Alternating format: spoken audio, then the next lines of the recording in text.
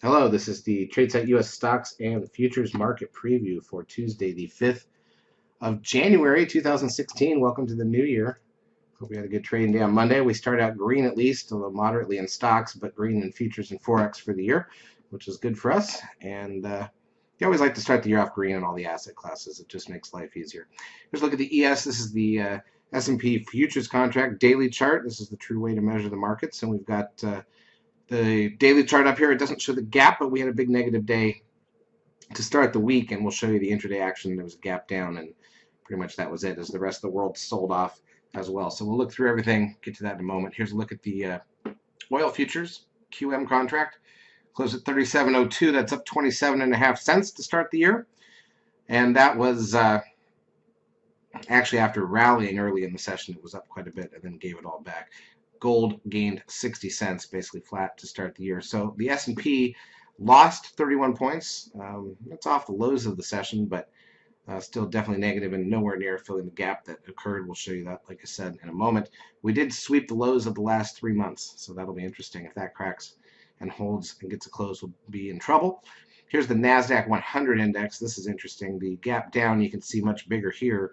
And then look at the low of the day. You can't make this up. We've been talking about this. If we headed lower, the target would be the red static trend line. And that was the low of the day. So pretty amazing there. The SOX index also hitting a static trend line, but then closing back above it, losing 7 points. By the way, the index was down 95. I don't think I said that. Biotech's down 112 points. Big negative day for the biotechs. The VIX up $2.49. Once again, you can't make these technicals up. The green line is the static trend line. We hit it to the penny and closed up at $20.70 on the VIX. The trend closed at 1.34, another high read, and that's also the 10-day moving average at the moment. NASDAQ volume bounced right back as we expected, 2 billion shares after being light the last week between Christmas and New Year's, which was nothing unexpected.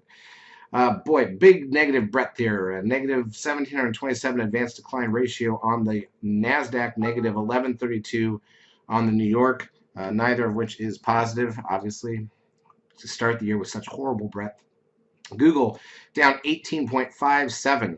Remember, we talked about, look at that 13 sell signal on the seeker 3 days ago, ran into the, or 4 days ago, ran into the risk line of that exactly, rolled over a little bit, and then started to come in on the last day of the year to fill a gap. And then this year coming out that 13 sell signal, absolutely perfect on Google. And again, this is a stock that was up so much last year, nobody wanted to sell it and going into the year and lock in the tax gain. But now that's no longer the case. Free for all to sell Google. Apple gap down, but actually closed up 9 cents, but still looking pretty weak, swept near one of the lowest days of the last 12 months. Amazon down 38.90. This is another one. Got a secret 13 sell signal back about 2 weeks ago, came up last week to hit the risk line of that, but did not break it. It doesn't get any more technical than that. I mean, look at that action. And then rolled over a bit, and now look at the first day of the year, down sharply. Another stock that nobody wanted to sell. Now they can. Netflix down 4.42. Put call ratio closed at 1.092. So overall, pretty negative session. Here's 5-minute candles, and this is what was unexciting about the whole thing. You can see the huge gap down from last Thursday's close, and then really narrow action most of the day. We were sitting right on the midpoint. We were dead for the first hour. We were sitting right on the midpoint with an hour left. We did push up late, but remember, the last 3 candles you see here are the post-stock market close futures candles. So, you know, it basically closed at the high of the session in a narrow range and then pushed a little higher. Never went anywhere near filling the gap. NASDAQ side, same deal. Very narrow action. Was not very eventful. You get a big gap to start the year and you think, oh, that's because everything that's going on in the world that we saw around the clock globally, and people can sell Google and all these stocks now, and then just not a lot happens. I mean, even Google, here's the Google chart. Look at that. Got the 13 buy signal on the 5-minute chart about an hour in, and that was kind of the low of the day. And then that's it. Closed right where it opened, and no big events. So it's, you know, it's not so much that everything sold off as it did gap, and that's not tradable, unfortunately.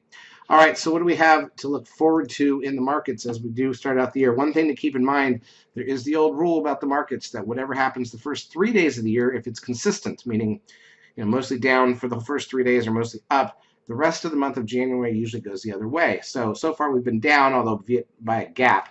It'll be interesting to see if that plays out into something else. But If we end up down 3 days in a row, then you typically expect the rest of January to be up.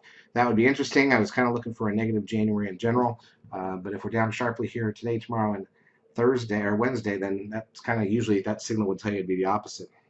In terms of economic data on Tuesday, nothing. At 2 p.m. Eastern Time in the afternoon, we've got auto and truck sales. That's it. Nothing else coming out. However, we have a ton of data coming out Wednesday, Thursday, and Friday. We'll talk about that in tomorrow night's market preview. So it was a decent session to start the year for us, at least. Nothing went terribly wrong. We had a couple nice winners in Tesla and some others. The futures had some nice opening range plays. We made money on the euro dollar twice in our Forex calls. So nothing to complain about, just not super exciting. The gap was everything. Charts, as usual, brought to you by eSignal12. If you've not taken the trial of our services, feel free to do so. We will help you make some money for a couple weeks. If you do find these videos useful, please help us out by liking them on YouTube. And have a great trading Tuesday.